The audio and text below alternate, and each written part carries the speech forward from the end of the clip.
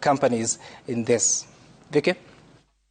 Yeah, the pollsters have been listening into the conversations from government, of course, from the shareholders as well. But, let me come to you, Caroline. It's only fair that we get a bit more information on how you kind of structured this promises dashboard. So it shows 35 total promises so far, and this is in the first year, to be correct. So how many have actually been completed and not, just to kind of see where they are tracking the progress? Okay, so let me first start by explaining what the promise tracker is not. Okay. It's not a poll.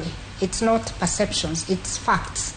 This is what is in the manifesto. So it's basically an audit of the progress made in the promises, in the implementation of the promises. This is what's in the manifesto. Yeah. This is what you've done or not done. Mm-hmm. So if we look at the first 35 promises, they touched on many things, especially around the women's agenda, agriculture, making agriculture affordable, returning the port operations to Mombasa. And so we looked at some of those things. So if you look at the women's agenda, 50-50, was that met? No, in terms of the cabinet. But there was exceptions in the sense that you then created an advisor to the president on the women's agenda, and then the submission of a memorandum to parliament on the issue of the two-thirds consideration. If you look at agriculture, I think the Member of Parliament, Honorable Dinti Nyoro, has really spoken about the subsidies, so I won't get into that. Return of the port to Mombasa, that happened. Allocation of specific responsibilities to the Prime Cabinet Secretary and the Deputy President, that happened. Appointment of judges was on day one. But and of course the Hustler Fund, which again I won't belabor because it's really been spoken to. But there are others, and especially that touch on aspects of governance, and I think that's where there has been a bit more of a disconnect, especially because of the way the framing, for example, the fight against corruption had been. There was the promise of a state capture commission that has not happened, but there were promises about a conflict of interest bill that has happened as well. Now, if you look at promises, for example, touching on the affordable housing, right. This is where I started by saying that we then looked at the macro. What are the legislative interventions that are needed? What are the budget allocations that are required? And has the government shown commitment to do that? And so if you look at the first 1 year of Parliament, you've seen that there are some bills that have passed to give reality to these promises. The Finance Act, Climate Act, county governments additional allocations, division of revenue sharing, and the Supplementary Appropriation Bill 2023.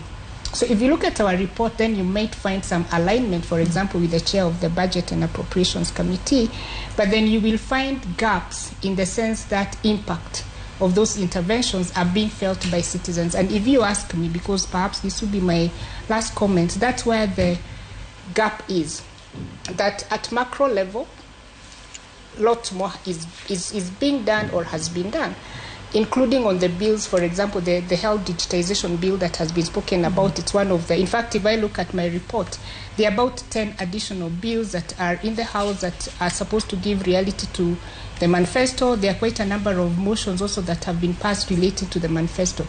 But the question of whether that is being felt at the micro level is where the gap is.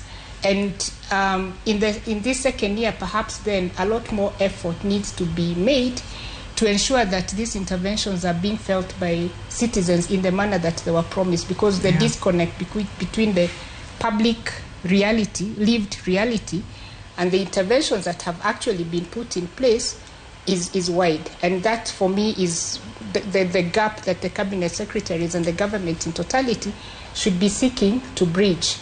That's one. But secondly, also, the explanation of what the intervention means for citizens. So right now, when you talk about the cost of living, beyond the cost of goods is, of course, the element of taxation.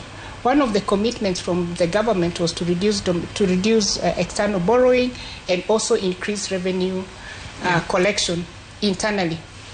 That could be the intention with the increased taxation, but you are also not then offering the citizens what is in it for them. So you're not saying that public service delivery will be improved, and even if you're saying it, we are not seeing it. Okay. So the citizens that are seated across the different portals, they need to know that, yes, I'll pay tax, but I don't have to take my child to a private school, or I don't have to pay private healthcare, because then I'm beginning to see the results, and that's taking too long. So let me come to Angela and Tom on this, because when you look at the problem